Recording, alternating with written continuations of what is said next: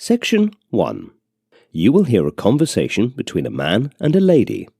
The man is at the reception of a property consultant's office, and the lady is searching for a house to buy. You have some time to look at questions 1 to 5.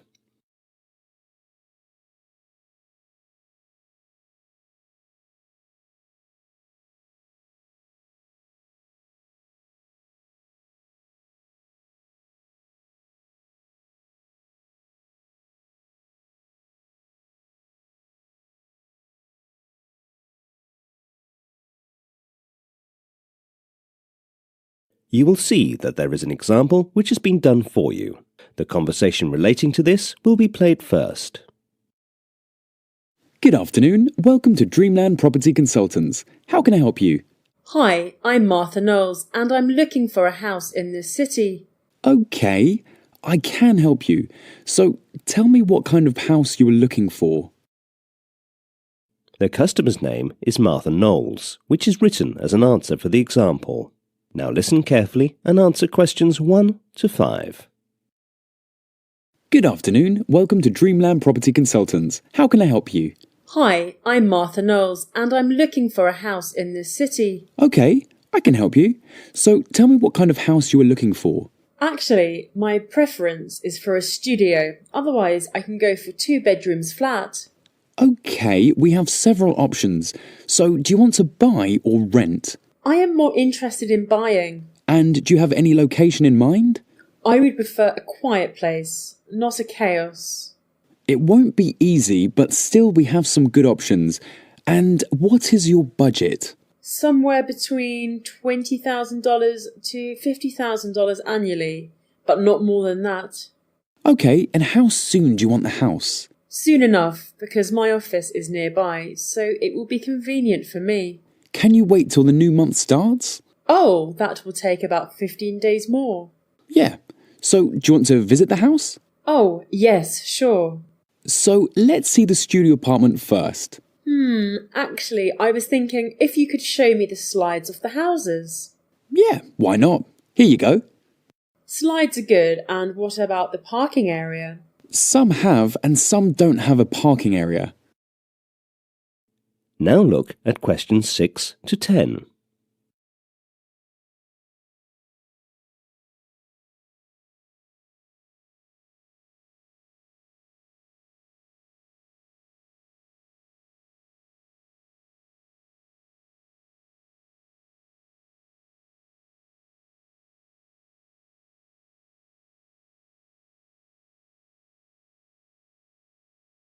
As the talk continues, answer questions 6 to 10. Some of the houses are beautiful. Most of these which you like are in the heart of the city, where there is a lot of noise, and you said you don't want a chaotic area. Oh, okay. And what about this? This looks lovely. This house is in great demand, but the price is out of your budget. I think it will suit your requirement. It will cost you $70,000. So, what do you think? It doesn't sound that bad. Why is this house in demand? Well, the area where the house is situated has a good name, and all the facilities are available over here. You could say it's a posh area. What kind of facilities? There is a big shopping complex, sports centre, hospital, restaurants, you name it, and you will find it. A lot of people are getting attracted to such areas. So do the malls also have a movie theatre? Yes, of course. And also a new museum is being constructed and an auditorium too. So not a bad option at all. It is an interesting area to live in. Could you please take me to the house so that I can have a look at it? My pleasure. Let's go. That is the end of section 1. You will now have some time to check your answers.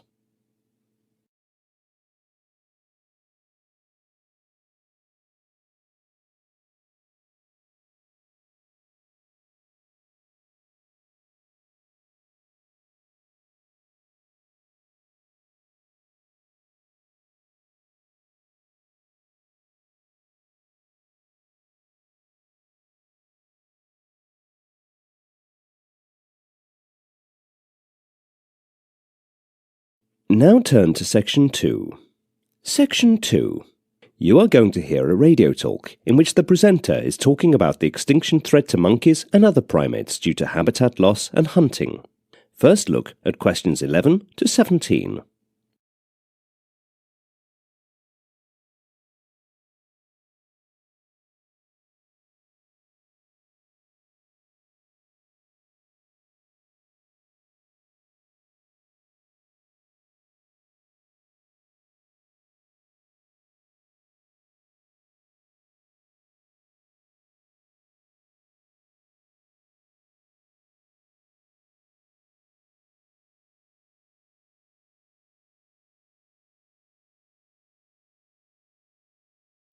Mankind's closest relatives, the world's monkeys, apes and other primates, are disappearing from the face of the earth, with some literally being eaten into extinction. The first comprehensive review in 5 years of the world's 634 kinds of primates found that almost 50% are in danger of going extinct. According to the criteria of the IUCN Red List of Threatened Species, issued at the 22nd International Primatological Society Congress in Edinburgh, Scotland, the report given by the world's foremost primate authorities presented a chilling indictment of the state of primates everywhere. In Asia, more than 70% of primates are classified on the IUCN Red List as vulnerable, endangered or critically endangered, meaning they could disappear forever in the near future. The main threats are habitat destruction, particularly from the burning and clearing of tropical forests that also emits at least 20% of the global greenhouse gases, causing climate change and the hunting of primates for food and the illegal wildlife trade. We've raised concerns for years about primates being in peril, but now we have solid data to show the situation, which is far more severe than we imagined, said Russell A. Mittermeier, president of Conservation International CI and the long-time chairman of the IUCN Species Survival Commission's Primate Specialist Group. Tropical forest destruction has always been the main cause, but now it appears that hunting is just as serious a threat in some areas, even where the habitat is still quite intact. In many places, primates are quite literally being eaten to extinction. The review, funded by CI, the Margot Marsh Biodiversity Foundation, Disney's Animal Kingdom and the IUCN, is part of an unprecedented examination of the state of the world's mammals to be released at the 4th IUCN World Conservation Congress in Barcelona in October. With the input of hundreds of experts worldwide, the primate review provides scientific data to show the severe threats facing animals that share virtually all DNA with humans. Now look at questions 18 to 20.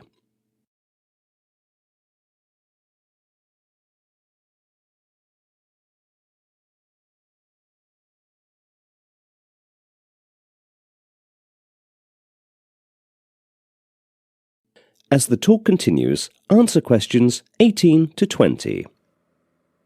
In both Vietnam and Cambodia, approximately 90% of primate species are considered at risk of extinction. Populations of gibbons, leaf monkeys, langurs, and other species have dwindled due to rampant habitat loss exacerbated by hunting for food and to supply the wildlife trade in traditional Chinese medicine and pets. What is happening in Southeast Asia is terrifying, said Jeev Christoph V., deputy head of the IUCN Specials Programme. To have a group of animals under such a high level of threat is, quite frankly, unlike anything we have recorded among any other group of species to date. Elsewhere, species from tiny mouse lemurs to massive mountain gorillas face challenges to survive. In Africa, 11 of the 13 kinds of red colobus monkeys assessed were listed as critically endangered or endangered. 2 may already be extinct. Bouvier's red colobus has not been seen in 25 years, and no living Miss Waldron's red colobus has been seen by a primatologist since 1978, despite occasional reports that some still survive. Among the African species, the great apes such as gorillas and bonobos have always tended to grab the limelight, and even though they are deeply threatened, It is the smaller primates such as the red colobus that would die out first, said IPS President Richard Rangram. As our closest relatives, non-human primates are important to the health of their surrounding ecosystems. Through the dispersal of seeds and other interactions with their environments, primates help support a wide range of plant and animal life in the world's tropical forests. Healthy forests provide vital resources for local human populations and also absorb and store carbon dioxide that causes climate change. Meanwhile, scientists continue to learn more about primates and their role in the world. Since 2000, 53 species of primates previously unknown to science have been described, 40 from Madagascar, 2 from Africa, 3 from Asia and 8 from Central and South America. In 2007, researchers found a long-rumoured population of critically endangered greater bamboo lemurs in a wetland 400 kilometres from the only other known home of the species. In total, the species numbers about 140 individuals in the wild. That is the end of section 2. You will now have some time to check your answers.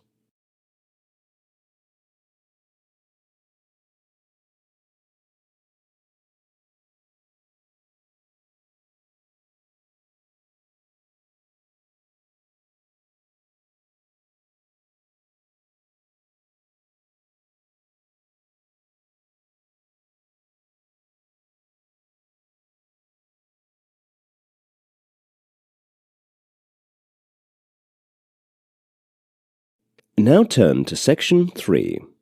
Section 3. In this section, you will listen to an extract of conversation between Will Lech, who is an interviewer, talking to Bill Simmons. Bill Simmons is a super columnist in the famous sports channel ESPN. Now look at questions 21 to 26.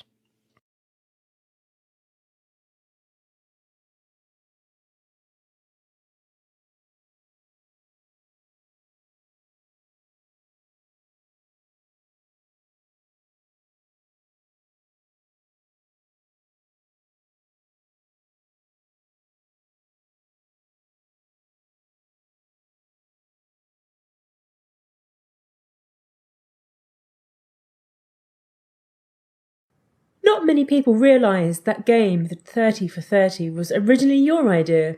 How did that happen? It was somewhere in the February to April range of 2007.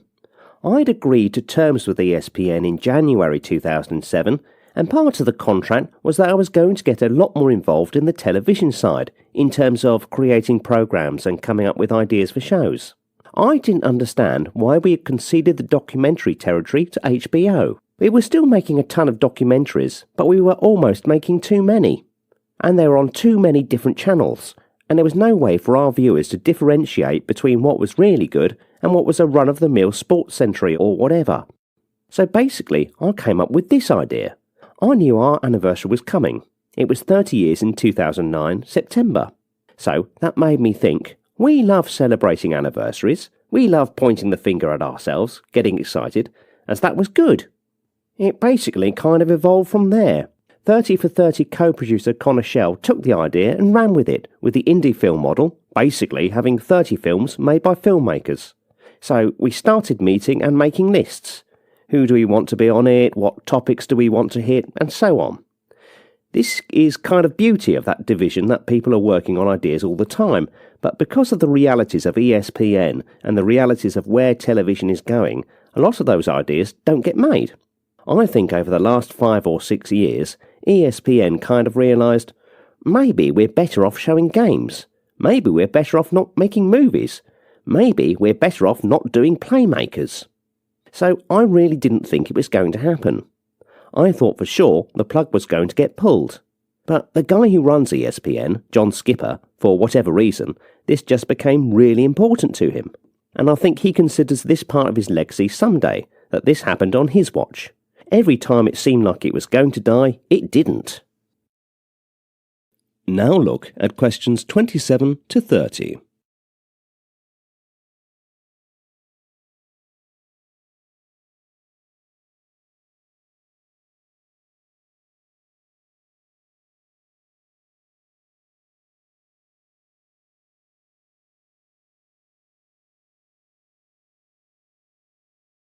As the talk continues, answer questions 27 to 30. It just seems so unlike anything ESPN would ever do. I think ESPN takes some heat with stuff, and people seem to think that we are more nefarious than maybe we are. People seem to be disappointed in ESPN a lot, and there's a lot of complaining. I think this is a case where all of it is good. I really don't see how anybody could be against any of this. Basically, we spent a lot of money to give all the creative control to other people. We haven't meddled with them, we're not interfering. We've just basically trusted that they would deliver this creative entity. I think there's some pretty good stuff for ESPN. I don't think they would have been able to do that 5 years ago. Why have they taken this sort of risk? I think the two spots that Skipper thought he could really have a chance to make an impact were with the website and the magazine. Can we beat Sports Illustrated? Can we beat Yahoo? Can we be the #1 place for people for sports? And then with documentaries. Why when HBO releases a documentary does it feel like a big deal? That's something we couldn't get our heads round because HBO is not a sports company. It's a movie company. So why do they get this territory and we don't? So then the question became, how do we go about changing that? And now the Boston sports guy is a movie producer. What it's turned into something that's really never been done before. Now we have re-established ourselves, not just with documentaries, but in Hollywood too. ESPN has become this place where everybody who knew about the Playmakers thing, or people who'd heard horror stories, they know we're players now.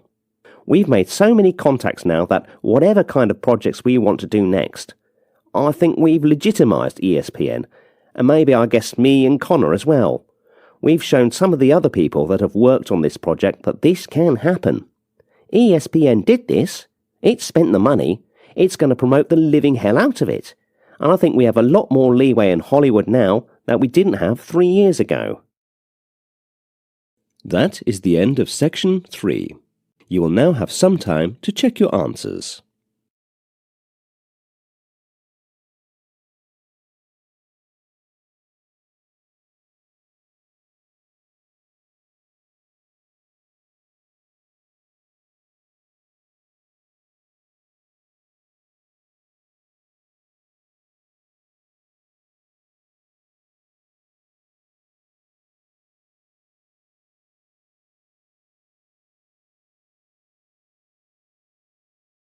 Now turn to Section 4. Section 4. You will hear an extract from a talk given by the Managing Director of Disneyland, which is the dream house of every child in the world. The talk is focused on the origin and expansion of Disneyland. First, you have some time to look at questions 31 to 36.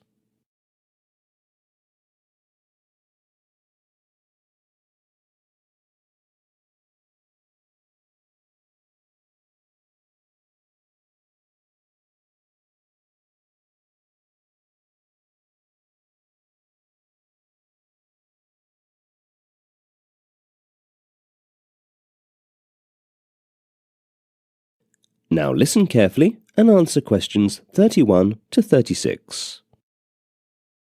Disneyland Park, originally Disneyland, is the first of 2 theme parks built at the Disneyland Resort in Anaheim, California, opened on July 17, 1955. It is the only theme park designed and built under the direct supervision of Walt Disney. It was originally the only attraction on the property. Its name was changed to Disneyland Park to distinguish it from the expanding complex in the 1990s. Walt Disney came up with the concept of Disneyland after visiting various amusement parks with his daughters in the 1930s and 1940s. He initially envisioned building a tourist attraction adjacent to his studios in Burbank to entertain fans who wished to visit. However, he soon realized that the proposed site was too small. After hiring a consultant to help him determine an appropriate site for his project, Walt bought a 160-acre site near Anaheim in 1953. Construction began in 1954 and the park was unveiled during a special televised press event on the ABC television network on July 17, 1955. Since its opening, Disneyland has undergone a number of expansions and major renovations, including the addition of the New Orleans Square in 1966, Bear County, now Critter County, in 1972, and Mickey's Toontown in 1993. Opened in 2001, Disney California Adventure Park was built on the site of Disneyland's original parking lot. Now look at questions 37 to 40.